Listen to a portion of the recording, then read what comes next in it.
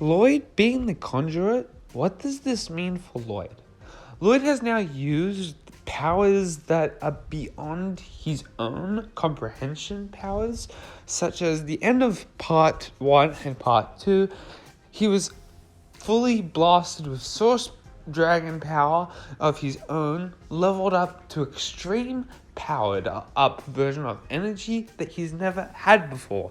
And in part 2, he does sort of the same thing with stopping the merge, doing a new sort of form of spinjitzu, controlling all the source power. And even the source dragon at the end of part 2 even said you could have used these powers for other greater good, but you choose to help me, someone you don't know. And it just goes to show that Lloyd is this conduit who could have all the power in the world, but he's using it for what he believes is good and the right reasons. And it's something that I think we'll learn more about Lloyd. In Crystallized, we saw a part of Lloyd that he couldn't control his own side. But something that is very interesting is that we haven't seen a dragon side of Lloyd much. Now, before any of these new seasons had come out from Sons of Gumron to now, Lloyd hasn't ever expressed the truth about his powers and his training with his powers.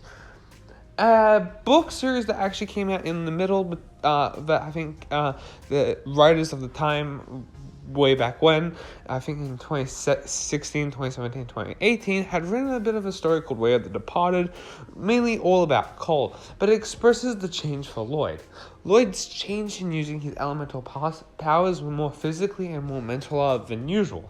He was using them more frequently, and it turns out, if this story is true, it looks like Lloyd was prophesied for all this to happen to him. Lloyd being this green ninja and the first Ninjutsu Master knew all this is a sign, because even the Source Dragon says maybe the first Ninjutsu Master was right about you. Now, something to note is the first Ninjutsu Master did even speak to Lloyd at the end of March of the Oni.